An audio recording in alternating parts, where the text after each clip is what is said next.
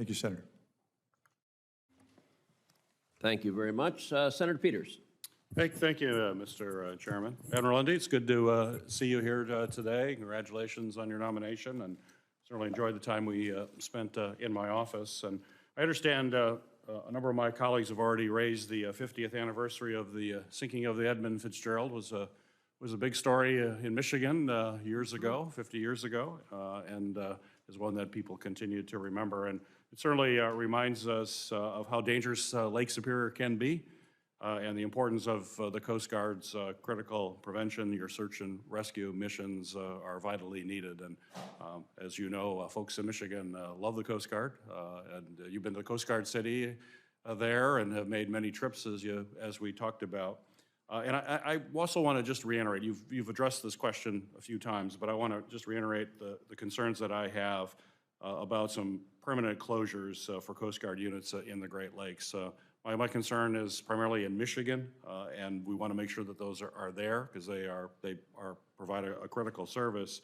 And I know there are going to be some operational adjustments that are going to be announced, but we are going to be anticipating some of those. But if you could talk a little bit about that and how you see the services being provided to Michiganders, particularly given the fact that, as we talked about in my office, you have experiencing record recruitment, which is certainly a hats off to the men and women in the Coast Guard, that folks want to be a part of a great service. But with those extra folks coming in, will that potentially lead to additional support for your facilities in the state of Michigan? Senator, thank you for your question. And thank you for sharing in our meeting yesterday the letters from your constituents about their strong support for the Coast Guard. I was able to read those last night. And so I appreciate having that direct feedback from your constituents and our neighbors and the communities we live and work in Michigan. And you noted the strong recruiting success, and we have. We recruited more this year than any other time since 1991. And the caliber of those young men and women, we just sponsored a recruit class, Lunday, Massachusetts Coast Guard, and I, and the caliber of those young men and women is remarkable, the best I've ever seen. Great. You asked about our presence in Michigan going forward. So we took a step several years ago to reduce, because we had such a shortage, reduce our footprint and the operating status of several of those stations.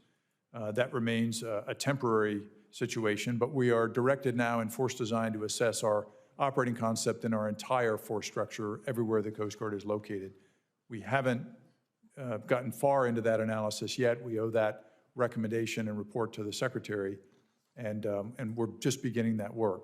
But an important part of that will be making sure we understand what the concerns of those in the communities and the Senate here and the rest of Congress are in terms of our facilities throughout the United States, especially in Michigan, per your question, Senator. Great. No, I appreciate that. And I appreciate you referencing the letters, which I have brought. Mr. Chairman, I would ask unanimous consent that I have these letters are entered into the record talking about concerns about manning at various locations throughout the state of Michigan. Without objection. Thank you. In our office meeting, Admiral, we talked about a variety of issues, including some of the visits to facilities in Michigan.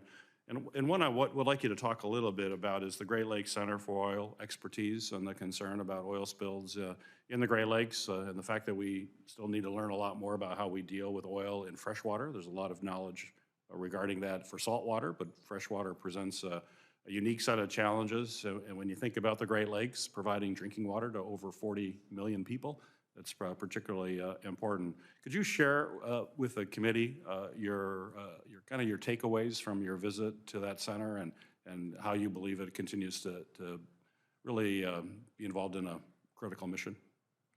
Senator, thank you for asking, and thanks for the support to create that center and have it be and its work and its mission that it's focused on. I was able to go up there when I was commanding Coast Guard Atlantic area. I went up in January of 2023 to visit the region and then also visit that center of expertise. And I learned the important work that they do there to understand the critical nature of the Great Lakes system, not only from a national security perspective and its northern border, but also what a potential oil spill or other environmental damage, such as invasive species, could create in the Great Lakes. And so the importance of that work informs our understanding of risk, and then the ability to prevent activities that could cause that damage, and then be ready to successfully respond to it, such as an oil spill. Wonderful. Mr. Chairman, I have one brief question. May I be allowed to ask it? Admiral, Coast Guard personnel, including those in Michigan, have reported to me about some significant challenges in obtaining housing, particularly in areas of high demand for seasonal and vacation rentals, which we have along our lakes, and that certainly affects their ability to find affordable housing. Just a quick question, what actions do you plan to take to address some of the housing challenges facing Coast Guard personnel, specifically in Michigan and some of our high tourist areas with expensive real estate, but clearly it's a problem in other places around the country? Thank you, Senator, because housing is critical to the readiness of our families and their ability to be ready to get the mission done. So one of the first things we did was we made sure that the information that feeds into the broader system that all the military services use to calculate our basic allowance for housing is accurate information. And so one of the things the Great Lakes District Commander at the time did several years ago was paid a company to gather that data that was more accurate, and then we could input that into the system so that it could more accurately reflect the outcome and the cost of housing. Another parallel effort is to designate additional critical housing areas that enable personnel, if there's an area where housing isn't available, enable those personnel to have their family, if necessary, in another area, and then take advantage of that higher housing allowance for the other area.